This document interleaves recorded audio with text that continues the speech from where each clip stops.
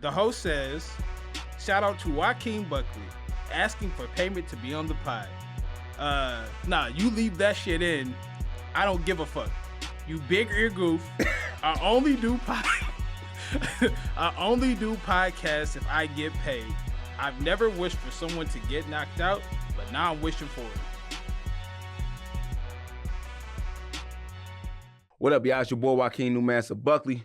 Welcome to another episode of Brick Brother Podcast, dog. Y'all already know, man, we locking in. The numbers is going up. Man, we got some interesting topics to talk about, man. But before we get started, make sure that y'all like, y'all share, and damn sure subscribe to the channel, man, because we getting at it, man. Why you messing with that water bottle? I need to. That's crazy work, bro. Let's lock in.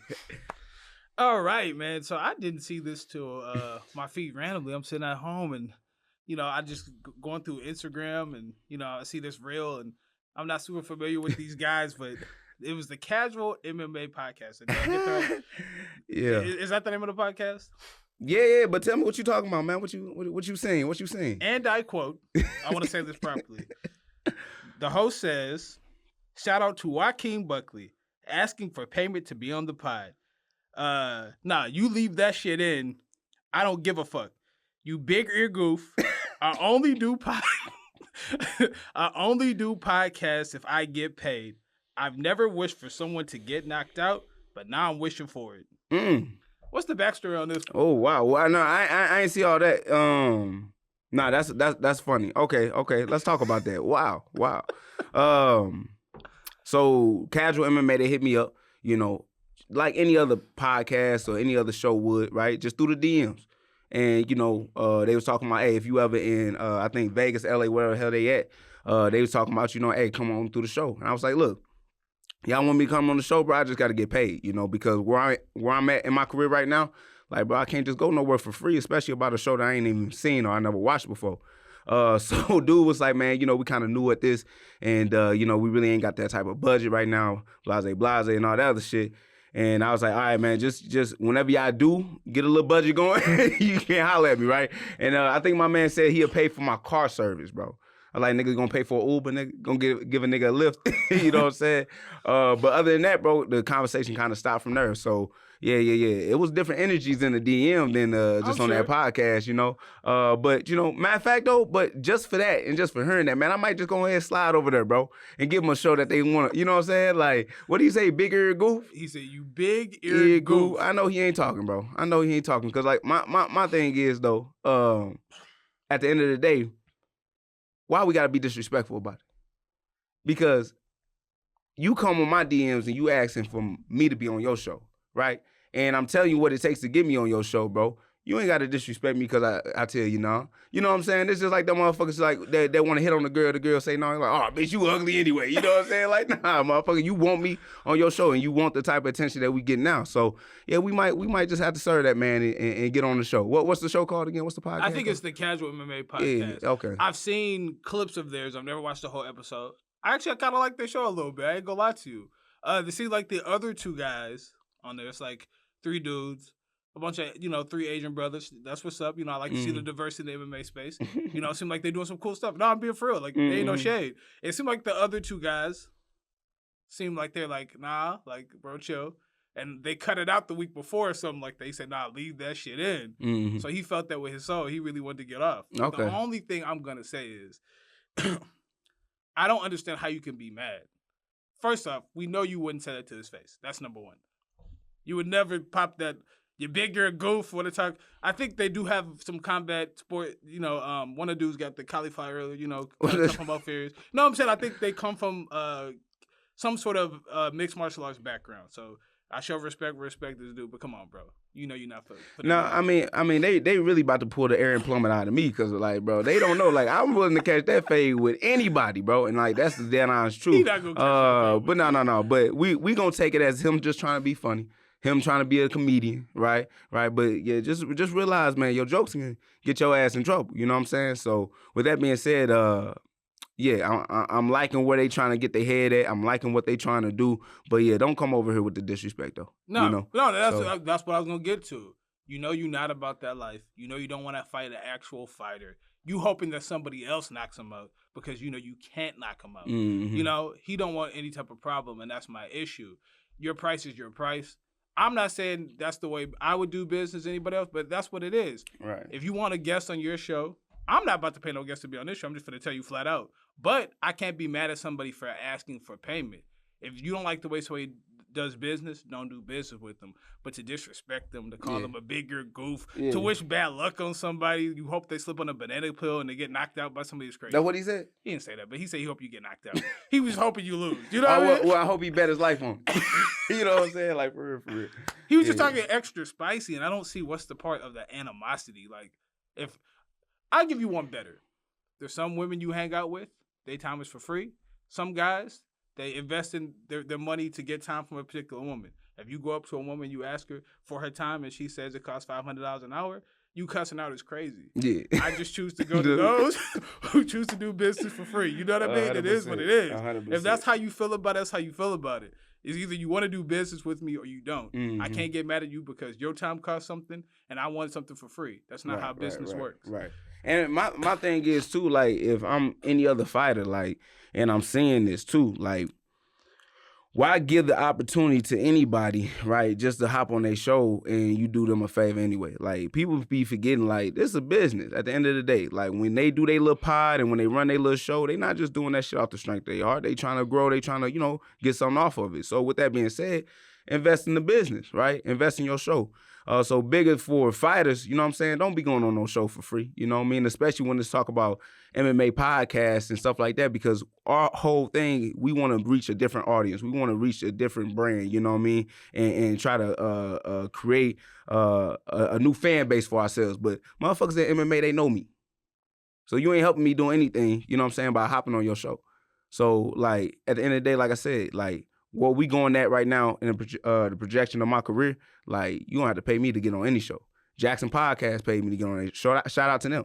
You know what I'm saying? Like, no, for real. No, I know. No. Any MMA show I get on, I'm getting paid, bro. Like, it don't make no sense for me to hop on any show for free because y'all not, like they not promoting me to no new fan base, right? Like, the only shows I would get on, and I'm not asking for no cake, Breakfast Club.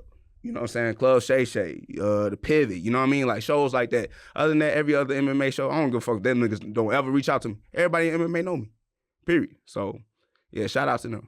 That's what's up. We'll move forward. Recently, I'm not sure the promotion, but somebody had a viral knockout reminiscent of your spinning knockout of Impa Kasaganai. I believe the gentleman's name was Jaron Lathrop. He actually did his debut, which was even more impressive. Yeah, that shit was crazy. He's a featherweight. You just want to give your thoughts, react to that knockout? Yeah, I actually reacted on it on Instagram. I thought it was dope, you know, to see something like that. I think the XFC, I think is what the promotion is called. But no, man, shout out to him, bro. You know, don't know whether he trained that move or if he has a background in Taekwondo or whatever, but it's not like a move that I specifically made up, whatever, but I definitely made it known. I definitely made it infamous. And for him to go ahead and throw that move and whether he was inspired or not inspired doesn't matter to me. It was dope that he was able to land that and kind of put himself out there and let himself go viral, you know. But one thing I do want people to understand is he did a spinning wheel kick. Mine's is a spinning back kick, all right? And the majority of spinning attacks that come with the leg, even with the UFC, are all wheel kicks, right? I believe mine is the first spinning back kick within the UFC and the only spinning back kick in the UFC. So that's the only thing I want to clarify with a lot of people, you know what I'm saying? Like, that is a different technique. But regardless, though, it was still fantastic what Buddy did. Of course. And that's why, you know, I made the distinction reminiscent because it wasn't one for one. Obviously, slightly different technique. Number two, the result a little different. He had to finish his with the ground and pound.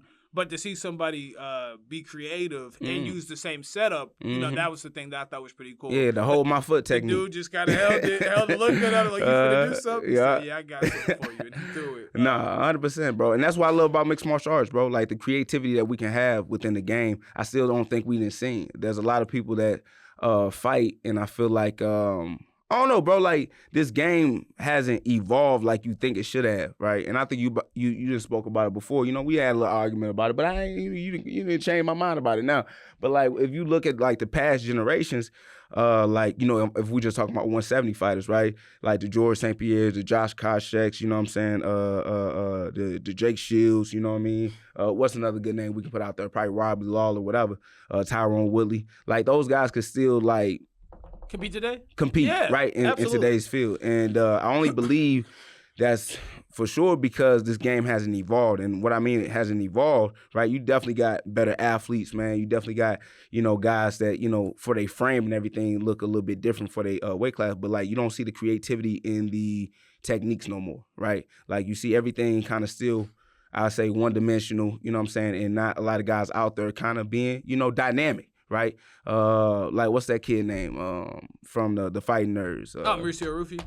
Right, you know what I mean? Like, you would think it'd be more fighters made like that, right? Because it's mixed martial arts. But man, like, there's a lot of just one-dimensional technique guys that, you know what I mean, they try to just use the basics, man, and the simple techniques, bro. That I feel like, yeah, that's cool, right? You got to get the basics down, but bro, this is one of the most best fields to be in, to be creative. You know, like an early John Jones back in the day. You know what I'm saying? Yeah, I mean, I think a lot of techniques aren't really being used. You know, it's funny, too, because I'm going to get into it, and maybe we talk about it later in this video, but even something like 12 to 6 elbows, which has recently been, you know, allowed to be in, you still haven't really seen utilized, you know what I'm saying, like that. Right. Just simple things like that. But, you know, I was very impressed with that fighter's knockout and what he was able to do, but I do agree with what you're saying as far as past generations, especially when you talk about the bigger weight classes. In some weight classes, if we look at 205, I think the last gen was more impressive than this generation. Mm-hmm. I think the Gustafsons, Daniel Cormier's, the Anthony Rumble Johnson would do just as good in this 205, you know, this 205 landscape, you know. Yeah. But as far as that creativity goes, it's something that a lot of fighters don't use. I think we have better athletes. Mm-hmm. I think we have better, well-rounded, prepared athletes. I don't think we have better fighters. Yeah, that makes sense too. That makes sense. I don't know if we have better fighters. No, yeah. I think there was a lot less money in it. There was a lot less opportunity, and people really wanted to fight back in the day. Right. I don't think people necessarily cared. Like, oh, I'm finna get paid $100. They was like, we finna fight. Like, I mean, well, look at it like Leon, right? Like, bro, if Leon was just a straight killer but had all the same skill, and like, bro, he'd be undefeated, bro. You know what I'm saying? Like, but that's the only thing that Leon doesn't have is like that killer mentality. You know what I'm saying? And like that actual push, like, to like do things that actually hurt somebody. You know what I'm saying? But, you know, technically gifted. You know what I mean? Definitely like an athlete of his own, but like just don't have the mental capacity, bro, to go out there, bro, and do what he need to do in order to take somebody's head off. You know? And I feel like with that being said, that's where that creative part come from. Like, what's the most creative way to knock you out, you know what I'm saying? Or separate you from consciousness, you know? Like, those are the type of things that I would love to see in mixed martial arts fights, but we don't get that as often as you think we, you know, should. Definitely. And, you know, I don't want to get too much on Leon, but you saying that I just thought the tactics was off in that fight. It's like, and I agree with you. I think some people, especially, and actually it's going to lead us in the next topic, actually kind of decent, worry so much about what their opponents bring to the table that they don't realize, like, a great offense sometimes is a fantastic defense. And for somebody who, especially in this kind of one of my areas of expertise, I feel like to go against a grappler, you gotta show them this ain't a wrestling match early. Mm-hmm. Leon didn't give Sean Brady anything to worry about. I think in the second round there was literally no strikes landed. He ended up shooting a double leg. That's not how you take out somebody that strategy. I know it's easier said than done, but Bilal Muhammad is not nearly the striker of Leon Edwards. And he showed Sean Brady, like, we not finna just wrestle, fam. I'm finna put these hands on you. Mm-hmm. I'm sure Sean Brady's gotten better, but that's my point. It's like the tactic just wasn't there. But I get the killer mentality, but the tactic was there. No. So what? That, be honest with you, it all revolves around that. Like, my tactic is to kill your ass. like dead ass, bro. Like, we trying to get rid of you. You know what I'm saying? Like, the whole thing for the Wonder Boy fight, right? Like, we wasn't trying to plan on going to no decision, bro. Like, we was planning on knocking his ass out, and that's exactly what we did. But just going on whatever, you know what I'm saying? It's just like, this game still has a lot more improvement. I feel like, and I tend to even forget like how early this game is still in, So I'm just intrigued just to see, where the sport is headed. But, seeing things like that, even on a regional show, right? Like those type of things, they gradually move up into the bigger promotions like the UFC. And then we're going to see more guys take more dynamic risks like that. You know what's funny? I think you do see more creativity on the regional circuit. For one, obviously there's bigger discrepancies in skill level, especially when you get to the top level. But you see guys will go for a crazy spinning back fist. You'll see like crazy highlight real kick knockouts. They'll try the Showtime kick and stuff like that. But the UFC, I think guys are very, very protective of their ranking and their and stuff like that. There's more money on the line, so you get less creativity and less freedom. So you see more tentative performances. But I still think there's plenty of room for improvement and creativity in sport, and that's what we should aspire to be. It's funny. Because sometimes, when we're traveling and stuff and we're getting ready for your fights, young fighters will ask me, like, what do you, like, what's your biggest advice? And my biggest advice is always, like, don't accept anything less than championship standard. Don't accept, like, the status quo. When you see two fighters go out there, there's always things that can be improved on. Watch the game with scrutiny. Watch the game with respect for what could be better. Like, don't just accept this for what it needs to be. Like, it could be better than this. Right. And that's, like, my biggest advice. But that's going to lead me into, did you watch the UFC Mexico? I ain't get to watch the whole card. I ain't gonna lie to y'all, bro. Like, I don't be watching UFC like that, bro. I'd rather watch Street Beef, nigga. Is some other shit, bro, than what the UFC be throwing on. But I did watch a certain fight that I know we're gonna talk about, but I didn't get to watch all the fights. I ain't even gonna lie to you. But it is one fight I do want to talk about that, and a fighter in particular. But I think another fight. Let's lead with. Did you watch any of the main event? The main event, Moreno versus Steve Erceg. I missed that one. I ain't gonna lie to you. I missed that one. I think I saw. It was cool. Yeah. What's the co-main? Dober versus I forget the other. I was working out. I ain't gonna lie, bro. I was putting my work in, bro. Manuel Torres. He got knocked out. Joe Dober got knocked out, didn't he? Yeah, Drew Dober. Yeah. I think I was doing some sit-ups, nigga, while his ass was getting arraigned. Bro. Let's get back. I know, but damn, I'm just thinking about that knockout. No, it was bad. I got plenty of questions on that one, but I guess I'll do the league breakdown to the Moreno Erceg. Man, I feel bad for Steve Erceg. I want to start with that. Shout out to Moreno for winning, of course. Moreno wins via unanimous decision over Steve Erceg, but Erceg, as far as starting his career on an upward trajectory, then fighting just nothing but killers and coming up a little short and losing against guys who, I think best in the world. Lost to Kai France, Ultimate Fighter winner of whatever season thing that he did with that, and a bunch of high-level experience. Lose to the champion Pantoja, and then to lose to Brandon Moreno, who's held the title before and been in a bunch of title fights. Yeah, you got to feel for a guy like that. But just to break it down, it was a very interesting fight for me.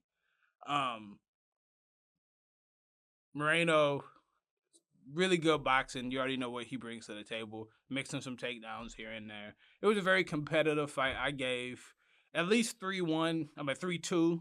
Moreno probably 4-1, and I think that's what the judges had it, so I don't think there's anything wrong there. But I just feel like, obviously it's very tough, especially in championship conditions, to be able to think of things on the fly, and I think his coaches actually did do a good job. But and this is something I don't even like to do, but I just have to in this case. I thought Moreno just left a lot for Erceg to be picked up on, and to not see him necessarily make some of those adjustments. He did make a few adjustments as far as throwing the kicks up the middle. You've seen Moreno fight before, Brandon Moreno. He has that really high hands-up guard. It's hard for me to demonstrate here, but he has a huge tail when he throws punches. He takes that guard away from his face. And every single time you would see Erceg try to throw punches at that guard. Later on, he did throw some up kicks. But then Moreno, he'll go to this cross-block technique, and his hands will be away from his face. That's when he's looking to defend and throw his up jab. And then when his hands are like this, he's looking to throw. So I thought he had great opportunities to just be like, if you got your hands up like that, you're not going to punch me. Let me draw something out. Let me get something from you before I throw those techniques. And, I won't say he wasted his work, but, he's throwing a lot of 1-1-2s at Erceg's, right. At Moreno's high guard instead of trying to draw out those attacks. And like I said, when you have something so glaring, and people probably have picked it up before, but when you keep your hands up really, really high, and then when you want to throw punches, your hands are lower, that's just such a tell. The first minute of the fight, I was like, man, like, he got to see that. Like, like, he got to see that. And he does it every time. And then when he wants those up jab, he'll go to this cross block.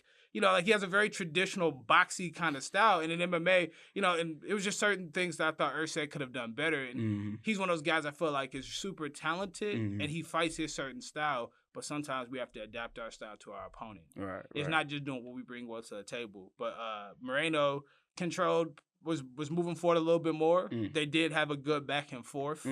Multiple fight exchanges. It was closer than I thought some of the judges thought it was. Not judges, but the commentary thought it was. I thought it was pretty competitive. Sometimes you just come up short in a competitive fight. You can lose 4 rounds and still the fight be very competitive. It's not winning by, you don't have to win by a landslide to win every round. Right. So I thought it was fairly close, but Erceg just kind of left. The coaching was just looking like, bro, like, there's some stuff open there. Like, you just keep throwing that.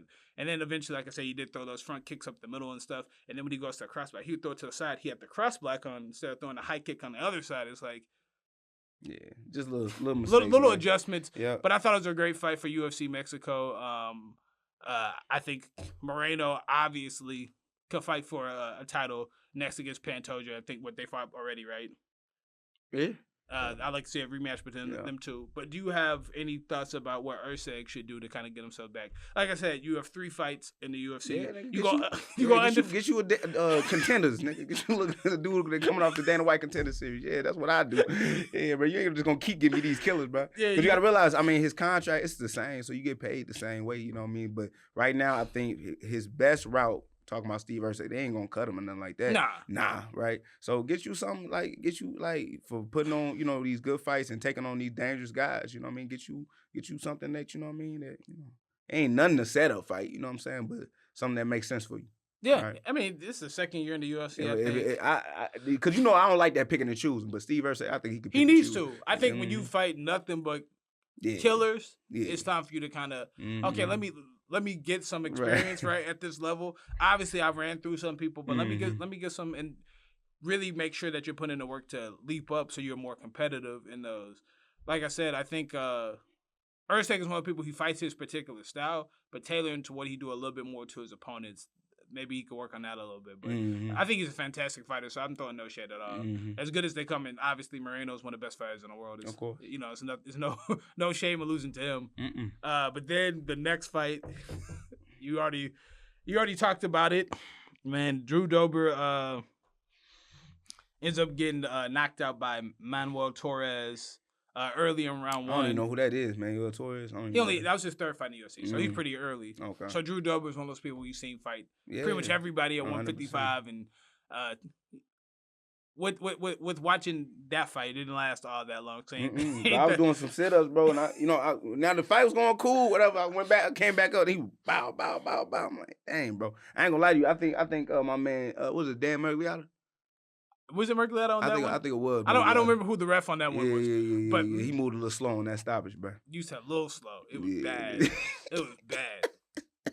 That was one of the worst stoppages I've seen. It was one of. It ain't the worst. I ain't gonna say it's the worst. One of though. That was bad. It was just. Because I don't know what he was waiting on. Because I thought Drew Dober was out probably on that 4th hit. Oh yeah, I think he was out. He took about 15. He probably needs to take 3 or 4. Yeah. His head was down and still just getting cranked. Now, if I was Drew, though, I don't know why he just held it. I don't think that he reacted fast enough to get up. Go ahead. One thing I don't like, and a lot of MMA guys. Funny enough, I've been watching the NCAA tournament wrapped up, and I saw Bo Nickel talk about the best wrestlers never. The current crop of best. I kind of agree with him a little bit. I couldn't disagree more, but that's a whole nother topic. Okay, we can get to that later. But my point is, there's just certain positions you can do in a traditional wrestling match. I don't really recommend wrestling from your knees, kind of in general anyway, but especially when a guy's standing up and you can get hit. But that's one of the things. What does that mean? If you're really good at wrestling, Ben Askren would do funky stuff from his knees all the time and stuff like that. Right. You trying to wrestle from your knees and you can get hit in the face is a reason why certain techniques just don't transfer over. I don't think it's like going a little bit to that is like, I don't think it's like good wrestlers aren't doing it. It's just certain things that won't make you a champion that you can do to draw out a stalemate or kind of switch the position and you won't get scored on. But it's not going to work in a submission, grappling, or in a striking context. So I think he wanted to elevate and kind of raise that single or bring it in tight. But you take 3 to the head, now you don't know where you at, and you already out. It was too late. You know what I mean? I get you can get away with that. Because I've been in that position before. Like, Wonder Boy hit me with a couple of them bad boys, but I let that bitch go. Right? But you also... you know what I'm saying? But you got to be aware before it gets too dangerous, right? Because it seemed like he was conscious until he wasn't. Right? And I get exactly what you're saying. But, yeah, not to even, skip topic, though. But, yeah, man, that was a hard loss for Drew Dober, though. Because, like, what's it, consecutive losses? I don't know if it was coming off no wins. I can't remember the last win. No. He, I want to say, I can look it up. Yeah. I know that he's 3-5 for his last 5 performances. I want to say that was back-to-back losses for sure. And then the last 4 losses he got knocked out 3 times out of that. So I guess my question to you is, do you have any advice for Drew Dober? You as a fighter. We can start this segment here. Fighter. Yeah. This ain't coming from some silly media perspective because people don't know what it's like. For him and his team, what advice do you have for somebody like Drew Dober? He's had the highest of highs. He even called himself, like, I don't want to misquote him, the diet just engaged you or something like that. Obviously he's always an exciting fighter, but for him to just kind of have a little bit more success at this stage of his career. Yeah. So my advice, whatever it is, and not even to his team, is like he gotta check in with himself, right? And whatever is causing you to lose, whatever is causing you, to take the worst type of losses, which is being knocked out, that's what you got to clean up, right? And I learned that with being at 185, and being knocked out 3 times, in that division. So my biggest thing is that, like, when you see that and when you looking at yourself, like, you got to literally study yourself and be like, okay, how these guys beat me? And obviously you got plenty enough footage to go back and look at that and clean all of that stuff up, But I'm not going to tell, Drew Dober, oh, man, change weight class, because that's not always the case for everybody. But you literally have to change something with yourself, you know what I mean? So it's something that you got to do within your own camp, you know what I mean? Well, that's even hopping teams, bro. You know what I'm saying? Like, a lot of guys, they hate to do that because they want to be loyal and all this other shit. But if you ain't being able to get better, fuck around, go. You know what I mean? Because at the end of the day, you got to feed your family. You got to do this shit for your career. So that's my advice to Drew Dober. You know what I mean? Just look at yourself, look at footage of yourself, man, and just clean up this shit that you got to clean up. Yeah, I think also if I gave Drew Dober a little advice, and I think he has a good team. I think they train in Colorado. I'm not 100% sure, but I think sometimes Drew Dober has the gift and curse of power, right? And they didn't really come and play in this fights, but I think it led him to this road. I'm going to get to there in a second. But I think he knows that he has, like, ungodly power. He has good power in his hands and in his kicks. So sometimes he loads up and he gets into barn burners. And while your chin is at peak, you can take a lot of big shots. But now it looks like his chin is kind of diminishing a little bit. You're taking consecutive knockouts and knockouts more regularly, right? So I would just advise him to understand, like, if you want to have longevity, he say he's aging like wine or something like that, which I think he still looks good in his performances. But sometimes you can't take the same damage that you used to take. And why would you at a certain point? That's how that, you talk about CTE and stuff like that, that's how that develops. You realize you have to change your style a little bit. He is a technical striker. He does have grappling skills. So try to be a little bit more technical. Set up your punches. Be a little bit more smarter with your tactics to give you that longevity. Like, you got to think somebody like Jim Miller and Clay Guida has fought X amount of fights in the UFC and been able to have that longevity. And yes, they have taken some bad knockouts. But I would say if you look at Drew Dober, he's a better striker than both of those guys. So it's like you have the offense, but let's work on the defense a little bit. Let's set things up. Exactly. Let's try to maybe go to wrestling a little early. Use your gas tank to work guys out. Try different tactics than just send up a big left and right hand, send up a big hook, and trading with people, because obviously it's getting you in a little bit of trouble now. I would hate to see somebody like that who's as talented as him, who's fought guys like Islam Makhachev, and the guy who was knocking everybody out, to be in a situation where you're possibly not in the UFC or you're having trouble beating certain guys who we feel like you should beat. Yeah. And that's not nothing to take away his opponent. His opponent had a fantastic fight. Unfortunately, I just don't know enough about him to really go on it. But beautiful knockout, great finish, everything like that. But it's concerning when you see somebody who's been such a such a staple in the staple in the lightweight division to have the performance like that. So that'd be my advice to him. Like you said, maybe change something about your approach. You got to. Yeah. You got to. Yeah, because like this the game, bro. Like you got to forever be growing and evolving. You know what I'm saying? Regardless. The next fight, it wasn't really that much to get into. Edgar Chairez defeats CJ Vergara early in round 1. I think by submission. Is that the 125? Yep. The bald head dude. Yeah, but the dude with the guy with the long braids. Mm-hmm. Yeah. They fought each other. Okay. By submission. I didn't see what sub he caught him. I think he rocked Vergara is the dude with the braids. That's the track star. That nigga he love to run and fight, boy. But he ended up catching him with a crazy right hand. And but Buddy been working on his boxing. You could tell too. That's literally what they had spoke about before. He had that long ass reach too. Yeah, long reach. I think they said he had the same reach as Tom Aspinall. Yeah, that's crazy. And he 125. Yeah, maybe 145. Maybe I don't think it's 45. They're bantamweights. I can look it up right now. Go ahead. But regardless, though, no. But I'm just saying the little setup that he hit him with because his long reach, hit him with the cross, whatever had Buddy running. No, they're flyweights. You're right. Yeah, as soon as he got to running, I mean, he hopped on Buddy back, bro. It's over. You know what I'm saying? So good display of just like everything, right? Just real crisp, man.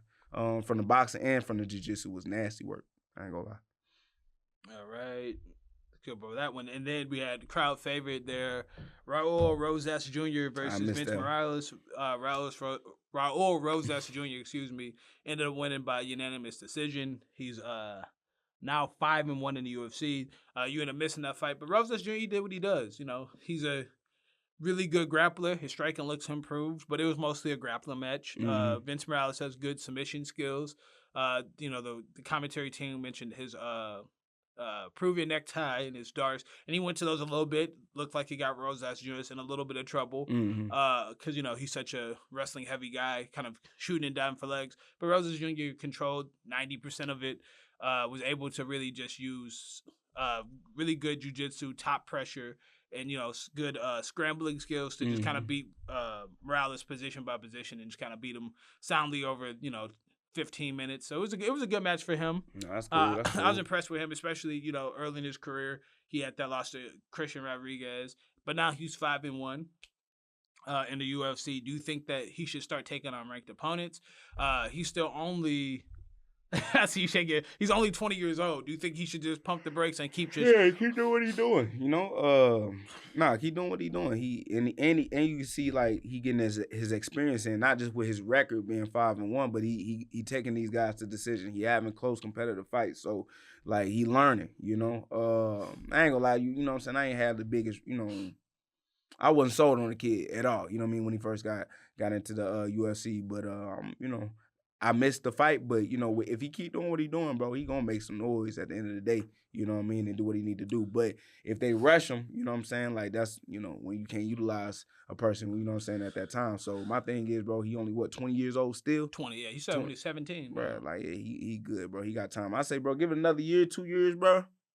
It's a wrap. Then he go ahead because he could be the youngest champ. Like he could actually achieve that goal. You know what I mean? Because John Jones was 23 at the time when he won the heavyweight title? Yeah, he was 23, so he could do it. Yeah. But he got to take his time, though. And I think, too, like, I forget who it is. I remember, I want to say maybe Macy Barber. That was, like, one of her big goals to break John Jones' record or whatever. Mm-hmm. And not that she's had a bad career, but, it's been kind of up and down. I think when you rush, taking your time, I think it's just more valuable. He said he wants a ranked opponent next. If I was his coach in his corner, family member, whoever, who has be able to bend his ear a little bit, I'd be like, nah, that's not it. Let's just incrementally move up.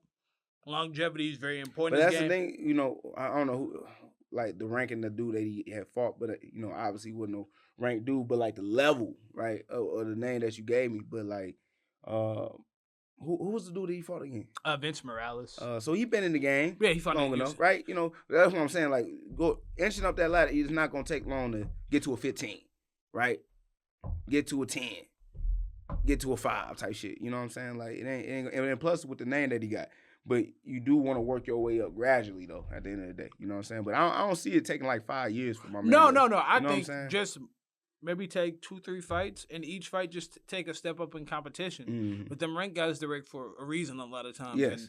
And, they're a lot more seasoned. And, I think that's his 12th fight or 13th fight. I think either 11-1 or 12-1. And you talking about 155, right?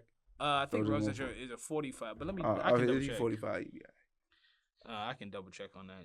55, nigga. You know what I'm saying? That's... Nah, he a bantamweight. So he's a 135. Oh, then even bigger, like. But the especially with them lower. I know that skill. But then the skill, yeah, that's true. But then the age, like but he has plenty of time. That skill jump is crazy. When you get from fighting Marab to some of the other dudes, it's like.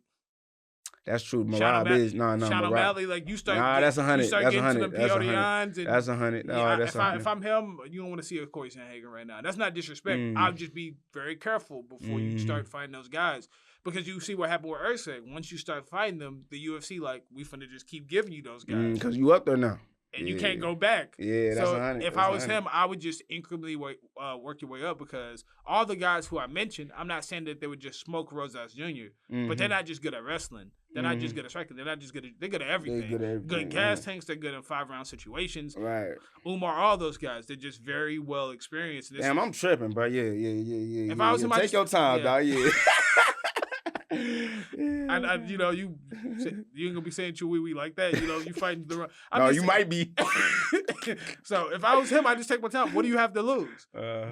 Get better, keep improving, keep working on your striking, keep working on your cardio, because we not to bring up old stuff. We saw and somebody like Christian Rodriguez, who actually has beat a lot of prospects on their way up, beat him and kind of break him in his style a little bit.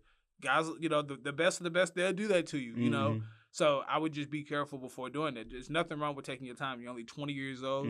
Keep beating guys. Keep getting paid. You know what I mean? Keep improving. Keep getting more comfortable in that octagon. Just keep building that cachet up. And then when you do it, I think he'll be a bigger star.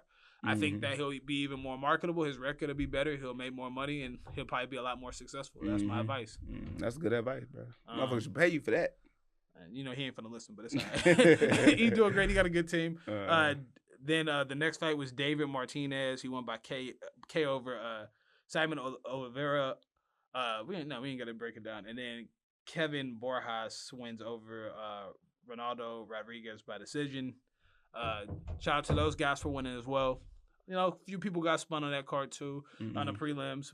One fight that was supposed to happen was Kelvin Gastelum versus Joe Pyfer. Show enough. That was canceled the day of due to Pyfer illness. Nigga ain't had no illness, nigga. That nigga had the bubble guts, dog. That nigga had a runny asshole. It's crazy, bro. Nah, that shit wild, bro. Do you want to see them rebook that fight? How do you think the fight was gonna go? I mean, no telling, right? One thing about Joe Pyfer, though, I would give him, my man do got some good, natural power. So if he do land hands on, he might take you to the king. But with that also being said, right, he knew that this was going to be one of his toughest fights when it came to Kevin Gastelum being so experienced, right, and being such a, high-level fighter because the first fight that he fought that was at a high level like Jack Manson, he told him up. Just off experience alone, and that's how he lost. So no telling how this fight would have went, But at the end of the day, do I want to see it happen again? I could care less. I wouldn't probably watch the motherfucker no way. You know what I'm saying? So, but at the end of the day, I just feel like what we talk. Matter of fact, we just spoke about this, about like guys like falling out the day of. The day of. Bro, it's becoming more of a thing. I'm sorry, bro. Like, give me some Tums, nigga, something, bro. Like, but we got to go get it, and I feel like for real, because he kind of spoke on it before. And that is crazy now that we're talking about it, right? So one of his interviews, he spoke about it. He was like, yeah, I've been in perfect health, but he just kept talking about that, I was a little sick, whatever, but, we made it here and I'm feeling better and all that. Like, so you already knew, like, you was feeling under the weather, but it wasn't until that day of, right? And hours before you got to fight, then you got, a fucking stomach ache, bro. I hate niggas like that, bro. And I would have been thinking in my mind, this would be the last dude to do that, right? Because you already know Dana White was like, man, be like Joe Pyfer. Be like Joe Pyfer. But you see my man just did some bitch made shit, right? But that's what I understand now. I get it now. You train with some bitch ass dudes, you gonna do some bitch ass shit, bro. So at the end of the day, man, Joe Pyfer, bro, like you can't do shit like that, bro. Like, come on, man. You could have took some Tums, nigga, some what's the pink shit, bro? You know, Pepto, some Pepto, nigga. Some Pepto, yeah, bro, man, and he would have been good to go. You know what I mean? So it just is what it is. That's hella funny. I think I like to see it, although it is kind of an odd match. Kelvin Gastelum, somebody who seems to have trouble making weight at 170 and just kind of not necessarily fitting into the new landscape of middleweight. Go ahead, my bad. No, you got 185. So it's just kind of interesting. It seemed like the UFC was kind of annoyed with Kelvin Gastelum for missing weight and do all this stuff. I think he ended up kind of changing the weight that he was supposed to fight. Hold on. Kevin Gastelum missed weight? No, he missed weight against D-Rod. Oh, okay, I got you. I'm about to say, nah, that's crazy work. Yeah, he missed weight against D-Rod. But I'm just saying, if you had to pick one person, if you Kevin Gastelum, who obviously is a known enough name, but not like a marquee star, they kind of gave him the worst matchup. A dude who's just kind of gigantic for the weight class. I don't know if there's a bigger middleweight out there than Joe Pyfer. He's a big dude for No, he a big dude. Yeah, I met him in person. Yeah. You know what I'm saying? But I'm just saying, for Kelvin, you know what I'm saying? For being welterweight. Being a fluffy motherfucker, yeah, too. So it seemed like the UFC was really happy with Kelvin for missing that weight against D-Rod, and he got that fight. So I don't know if the fight really made sense to begin with, but I'll watch it. What you think? Kevin Gastelum went down to one of the Mexican restaurants and put something in that nigga food? Called one of his cousins. All I know, he was chilling. He was in the crowd. He was relaxed. He had a drink in his hand. Looked like he was having a great time. Nah, that's funny. But yeah, rebook it. Why not? I don't care. Also in the news. Oh, no. We ain't talking about the dude I want to talk about. Go ahead, talk about it. That's South African.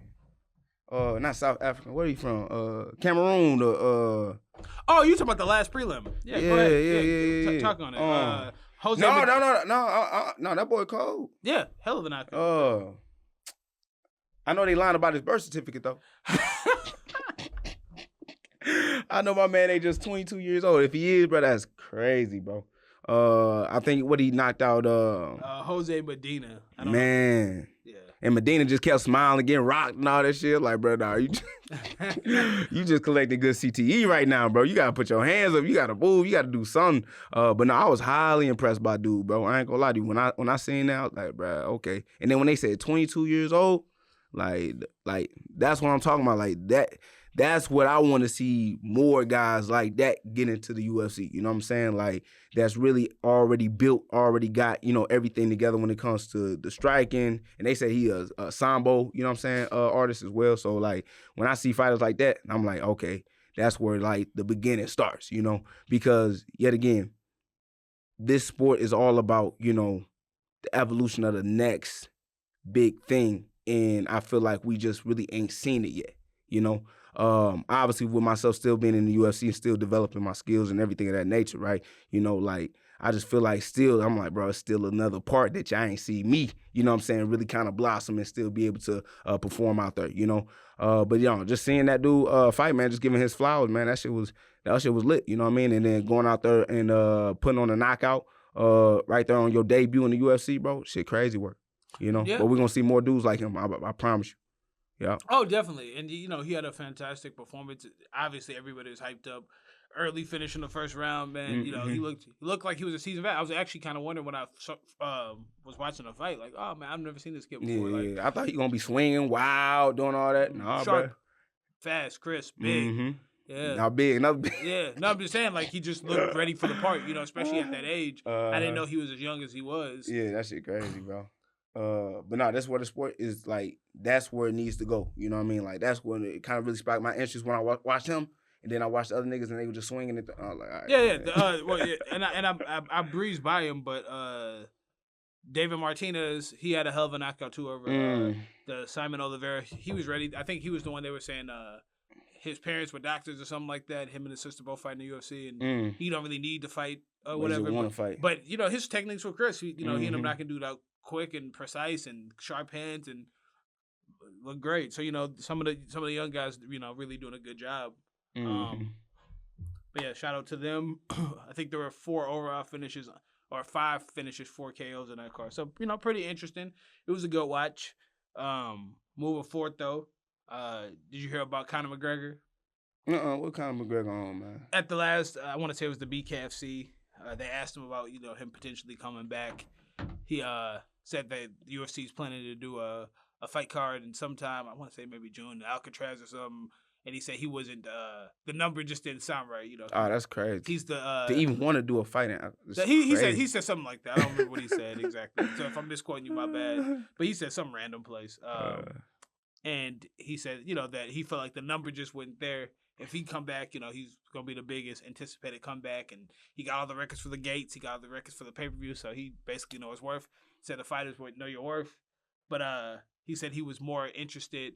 He had Ireland in his heart. He was more focused on them, and he said he'd be, obviously trying to do the politics over in Ireland. He said he wanted to be the first politician to also be fighting. If he could be president of Ireland, that'd be crazy, and also. That'd be crazy. Fighting the UFC. That'd be crazy. So you literally are fighting for your country. Do you think anything like that is possible? What are your thoughts on Conor McGregor? You think he hanging it up, right? No, I think he hanging it up. But man, no, all things are possible, bro.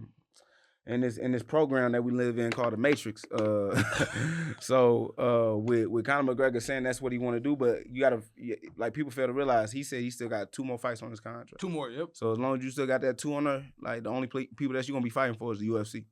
So because if Conor could have fought or done anything else, he would have done it. No, he mentioned UFC. He just said they gotta come with a better number. That's what I got you. Then he ain't finna fight. No time soon then. Because my thing is whatever number he talking about, right? It gotta be something crazy. Because you already know he the highest paid athlete in the business, So he gets his worth. I promise you, he get his worth, but regardless, kind of still it still ain't enough. I don't know. That's a weird one. That's an odd one. Because you see where the UFC is at, you see the business and how it's growing. You would think that whatever money he asking for, they're just go ahead and throw it to him, but it got to be something stupid and retarded because, they will pay that, right? Because at the end of the day, they going to profit off of his name either way, So I think Conor is usually, it's a scary tactic, and I ain't gonna lie, it's one of them things that used to piss me off about Dana when he used to say this, but when fighters start asking for more money, it was niggas scared, but nah, I think Conor don't really want to come back. So he asked for $500 million, you know what I'm saying? He asked for $1 billion, right? You know what I'm saying? Like a portion of the company, all that type of shit, just so he don't fight. That's what I think it is. No, for sure. And I mentioned this before. Him being a politician and fighting is crazy. If he do that, I think the UFC would probably pay him whatever. Cause that'd be wild. That would probably make it an even bigger fight than what it is. And I know it's kind of crazy, but I just don't know. Obviously, Conor McGregor is going to sell crazy. But I don't know if it demands the same cachet that it once did 5 years back. I think so, bro. Just because I don't know, man. Some of these kids ain't never you talk like a fan, bro. Like an actual person that some of these kids some of these kids ain't never seen Conor McGregor fight before, and that's the crazy. But they part. still know who Conor McGregor is, though. But they know the Conor McGregor who got knocked out by Dustin Poirier. They know Conor McGregor. You wife some DMs. They know Conor McGregor on the ground talking about that's good. Doctor Stoppage. Doctor Stoppage. Yeah, and that's good enough. Nah, it's not. Yes, it is. I remember when GSP came back, and I'm not saying Conor is Conor way more famous than GSP, but he was like our Conor back then. Sort of, you had Brock and you had GSP. That was our two stars, right? Mm-hmm. And then I remember when GSP 2 Caucasian stars, yeah, yeah, 100%. He came back to fight Michael Bisping, and I remember I was somewhere and kids were like, was GSP any good? People forget fans are fickle. Mm-hmm. I know Conor has a name, but it's the same way you go like, you might talk about, I don't know, Richard Pryor or somebody, and kids today like, I heard the name, but I don't know who that is though. Or Dave Chappelle. Kids know Kevin Hart. They, now Dave Chappelle's popping back out. But my only point is sometimes people know the name, but they're not really familiar with. Think about how long ago since he knocked Jose Aldo out. No, it's been a long time, bro. Forever. Yeah, bro, been a long time. So but I'm trying to tell you, that don't matter. No, but I'm just saying, if I'm the UFC, it's like, we've survived this long without you. 100%. And we'll do some numbers, but you ain't gonna make the number jump so much where it's like we just got to do what you say. Like, I think that's what I'm saying. Like, it's not demanding the bag that it once did. I don't think the Conor McGregor effect is the same that it used to. I think if he would have came back before, or if he left on some wins, I think it would be different. But do you really want to see him fight? Who you want to see him fight? Me? Oh, you know I'm always gonna say that shit. Conor McGregor. I want you. Looking ass nigga. 100%. Nah, he ain't never coming back, bro. Yeah, we just gonna have to. I mean, if he really trying to run for president, bro, you probably gonna take that L too. You know what I'm saying? Them motherfuckers ain't finna vote for his ass. And if they do, crazy work, bro. I can see it happening. Mm-hmm. You know, it's funny. I met at last meet and greet. You know, we met some fans. You know, shout out to Glenn and let's say Emma for sure. They were talking about Conor McGregor potentially becoming their president, and this seemed like they thought it might happen. I don't know. I don't remember exactly just the conversation, but I think crazy things have happened. Obviously, you see here in America, just whatever happens, things that you don't expect just could happen any day. They probably gonna change the name of Ireland to some other shit, bro. The land of Notorious or some shit like that. Knowing him, like he'd do some wild ass shit like that. Moving forward, George Foreman passed away earlier this month. It's been a while since we've been back, so I just want to give our condolences to the Foreman family. George Foreman, obviously heavyweight boxer, a world champion, somebody who boxed in multiple different eras. You know what I'm saying? To get the heavyweight belt at the time that he did, and then to do it later in his life, and then obviously the way he found faith and his entrepreneurship. Just want to give respect to the legacy of the late great George Foreman. Any fights of yours that stick out for George Foreman? Man, he got so many. I mean, the one that's infinite, man. I believe against Kenny Norton. That's a big fight with him. Another one, I forget the guy's name, but he hit Buddy so hard, bro. Then it broke my man back. You know what I'm saying, with a body shot. But I mean, like it's so many fights out there, that I can't really name the fighters that he fought. But just the performances that George Foreman had put on, gonna always live on forever. The power that George Foreman just had was ridiculous. You talk about from a 10-year, break. Right, and then to come back and still just be spinning dudes around like it ain't nothing, right? I don't know if you know what it is, but the drive-by uppercut, one of the most vicious uppercuts that you ever see, you know what I'm saying, from George Foreman. And it's just like all the things that he did at heavyweight, right? And him not being, the same age as a lot of guys, but still be able to obtain a world title at 45 years old, right? And I think that's still a record, to this day, it's unbelievable, So, RIP to George Foreman, man, definitely is somebody that is definitely going to live on forever, you know what I'm saying? And now he with the GOATs, you know what I mean? Muhammad Ali and Joe Frazier, baby. Let's go. Yeah, absolutely. Fight I always think of, because as a kid I was, and still am, but Joe Frazier, my favorite boxer, and I was just watching, on YouTube, because, obviously I wasn't living at the time where Joe Frazier was, still actively boxing and stuff.